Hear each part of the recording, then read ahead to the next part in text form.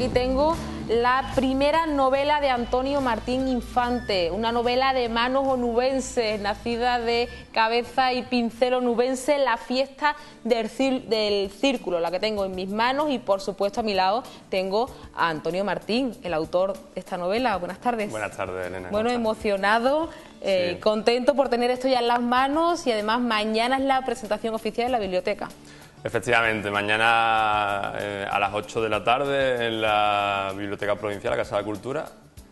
Y sí, la verdad que estoy muy contento de ¿A que qué hora haya es? podido Para salir. todo, que todo el mundo... A las 8 de la tarde en la Casa de la Cultura, mañana. Eso es, mañana podéis acercaros a él, que os lo firme, Claro. haceros unos selfies con el autor.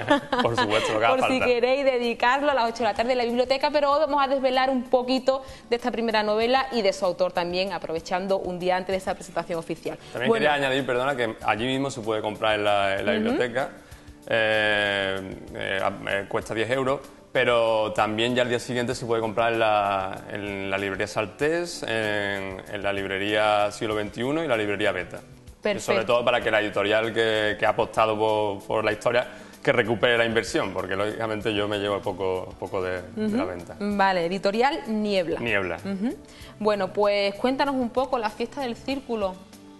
Cuéntame. Te cuento de la historia, de cómo surgió el libro, ¿qué prefieres? Cuéntame un poquito la historia del libro. Vamos a enganchar a la gente que nos está viendo. La historia del libro, la trama, ¿no? Es una trama de suspense, por tanto tampoco puedo hablar mucho, porque si no se desvelaría. Claro, no podemos desvelar. Sí, pero sí puedo contextualizarla y deciros, bueno, más o menos lo que viene en la contraportada, que por cierto hay una rata porque se basa en la noche del 31 de diciembre de 1900 y yo he puesto mayo, que se me escapó. Aquí pone 31 de mayo, pero es 31 de diciembre. Eso es, que la gente que sepa que es una de las pocas ratas que hay. Y que, pues nada, ese día, el 31 de diciembre de 1900, se hizo en el Círculo Mercantil y Agrícola, que está en la calle Rico, de hecho todavía está la fachada. Se hizo una fiesta no fin de año, sino fin de siglo, porque se cumplía y se pasaba al siglo siguiente. Y es una fiesta que tuvo mucho revuelo en la burguesía y la clase media alta de la Huelva de entonces. Tuvo mucho interés y fue, digamos, la comidilla las 2 o 3 semanas antes de la fiesta. Y a partir de ahí lo que hago es crear una trama de ficción, de suspense, alrededor de la fiesta. Lógicamente esa trama no ocurrió, pero todo lo demás que sale en la novela sí que existió y que está documentado. Bueno, que sepan que no existió esa trama que este hombre ha creado en su cabeza y que ha plasmado aquí. Esa fiesta del círculo sí fue así. Efectivamente. Eso es histórico y lo pueden comprobar en los periódicos de la época, si tiramos un poco de hemeroteca. Pero todo lo que está alrededor es invención, es producto de tu imaginación, ¿no, Antonio? Sí, pero de todas formas yo creo que hay más de historia que de mi imaginación, porque de hecho esa fue mi intención.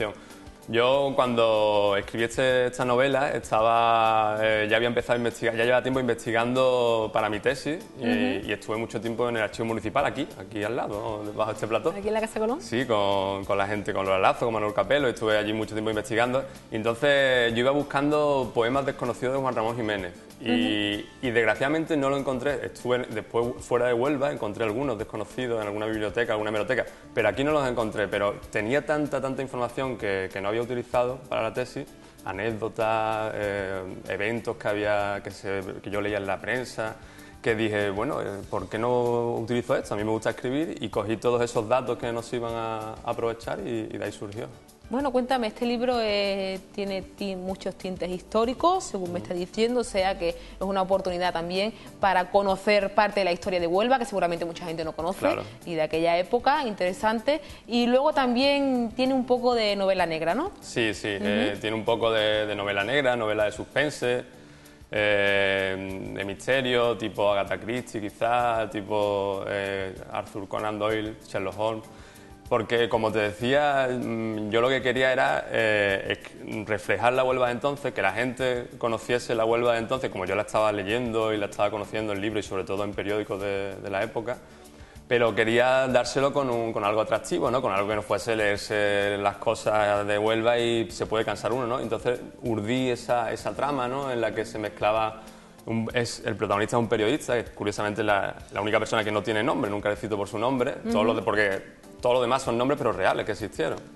Y entonces él empieza a investigar, empieza a tener problemas con algunos mensajes que le llegan, anónimos, y empieza a investigar, se ve enredado con el ambiente, el elemento británico de la época, porque recordad que en esa época había mucho inglés por las minas de Río Tinto, y entonces a partir de ahí se empieza a complicar la cosa, pero como te digo, yo lo que quería era hacerlo atractivo para que precisamente los lugares onubenses que conocemos de toda la vida, como la calle Concepción, como la Merced, que la gente conociese sus versiones antiguas, y aquellos lugares que la gente ya no conoce, bueno, están como el Velódromo o el Instituto de Enseñanza Media de la calle de Italia. Son cosas y lugares que la gente no conoce. Yo lo que quería era que se conociese mucho todo ese gran panorama desconocido, y por eso hay mucha historia y muy documentada, porque yo la busqué para la investigación mía.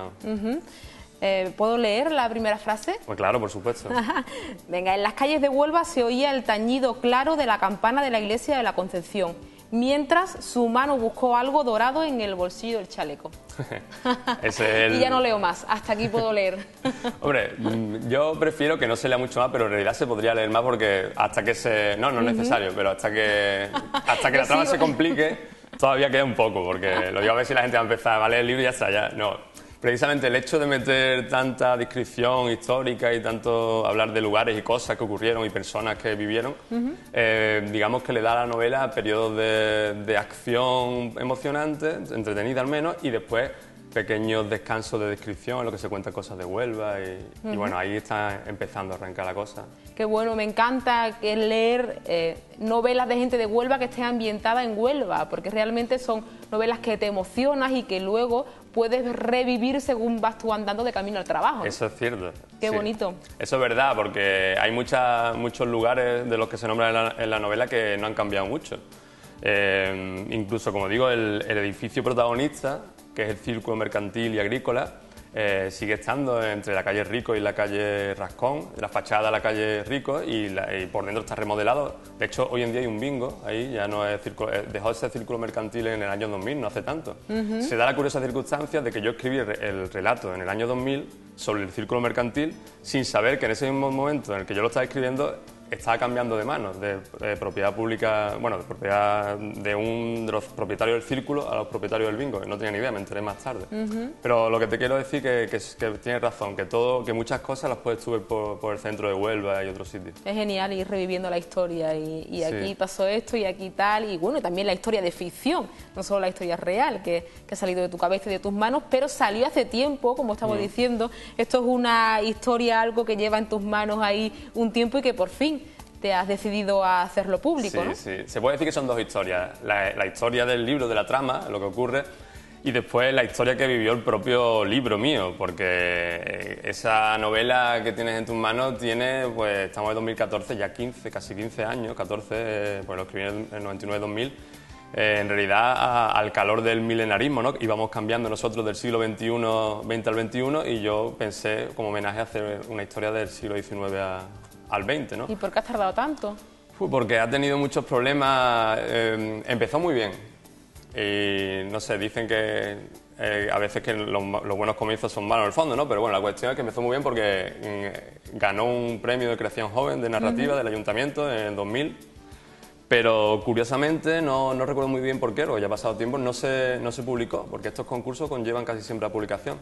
Entonces me quedé lógicamente con el premio, que me dio mucha alegría, ¿no? Pero no se publicó, así que lo presenté a la Diputación, y en Diputación me dijeron que lo ampliase, porque era un relato corto, que le diese unas 20 páginas más, y lo amplié. Y entonces me dijeron que sí, que lo iban a publicar al año siguiente, el año 2002, 2003.